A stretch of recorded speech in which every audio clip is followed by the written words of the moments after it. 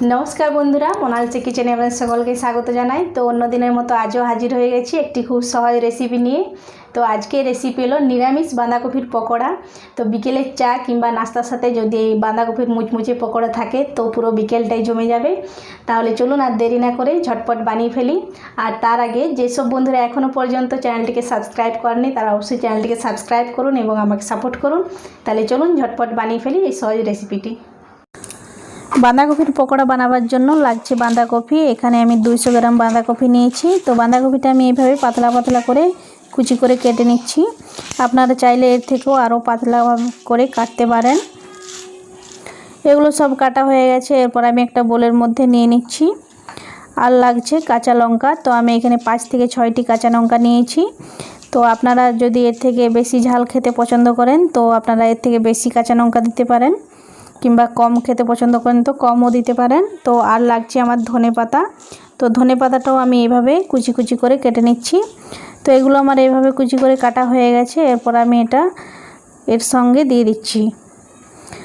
আর লাগছে আমার আদা। তো আদাটা আমি এই ছিলনিটার সাহায্যে এভাবে ছিলে নিচ্ছি। তো আজকে আমি যেহেতু নিরামিষ বানাচ্ছি তো এতে পেঁয়াজ দিচ্ছি না, পেঁয়াজ রসুন কোনোটাই অ্যাড করছি না এতে। আর লাগছে আমার হলুদ গুঁড়ো, গোলমরিচ গুঁড়ো, আর লাগছে বেসন। তো এখানে প্রায় 50 থেকে 60 গ্রামের মতো বেসন নিয়েছি আমি।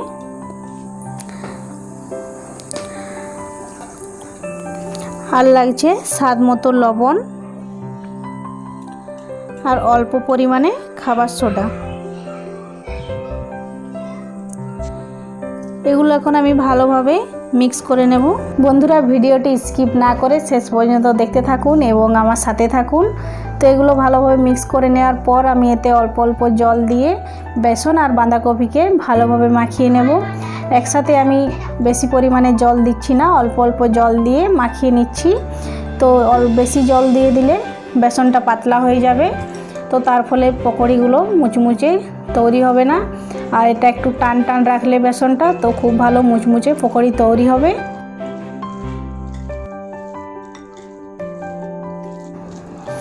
বেসনটা খুব ভালোভাবে মাখানো হয়ে গেছে। এরপর এদিকে একটা আমি কড়াই গরম হওয়ার জন্য বসিয়ে দিয়েছি। এতে আমি দিয়ে দিচ্ছি সাদা তেল। তেল ভালোভাবে গরম করে নেব। তেল ভালোভাবে গরম হয়ে এসছে। এরপর আমি বেসনের ছোট ছোট বল বানিয়ে তেলের মধ্যে দিয়ে দিচ্ছি। এগুলো বানাবার সময় গ্যাসের আঁচটা মিডিয়ামে রেখেছি। হাই আঁচে রাখলে পকোড়াগুলো উপরটা তো ভালোভাবে ভাজা হয়ে যাবে কিন্তু ভিতরটা কাঁচা থেকে যাবে। তার জন্য গ্যাসের আঁচটা আমি মিডিয়ামে রেখেছি যাতে পকোড়াগুলো সব দিকে ভালোভাবে ভাজা হয়ে যায়। এরপর আমি এগুলো উল্টে পাল্টে ভালোভাবে ভেজে নেব। এক সাইডটা হয়ে গেছে, এরপর আমি উল্টিয়ে নিচ্ছি।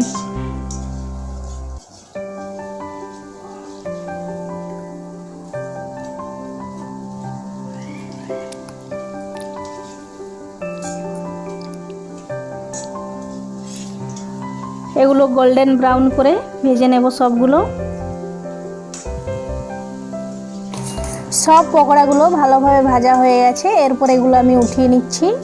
বন্ধুরা বিকেলে গরম চা বলুন কিংবা মুড়ির সাথে গরম গরম কফি পকোড়া খেতে খুবই ভালো লাগে।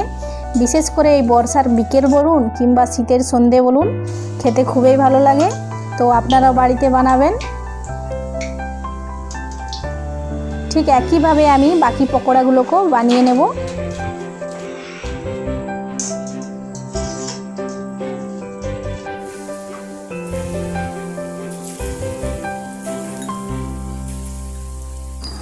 সব পকোড়াগুলো আমার তৈরি হয়ে গেল। গরম গরম চা কিংবা সসের সাথে পরিবেশন করবার জন্য একদম রেডি। তো বন্ধুরা খুব সহজেই তৈরি হয়ে গেল আমার মুচমুচে বাঁধাকপির পকোড়া। আশা করছি আমার এই রেসিপিটি আপনাদের ভালো লেগেছে। তাহলে লাইক করবেন এবং বন্ধুবান্ধব আত্মীয়দের মধ্যে শেয়ার করবেন। আর অবশ্যই কমেন্ট বক্সে কমেন্ট করে জানাবেন আমার এই রেসিপিটি আপনাদের কেমন লেগেছে। আপনাদের কমেন্টের আশায় রইলাম। তাহলে দেখা হচ্ছে পরের ভিডিওতে অন্য কোনো নতুন রেসিপি নিয়ে। ততক্ষণ সকলে ভালো থাকবেন, সুস্থ থাকবেন। ধন্যবাদ।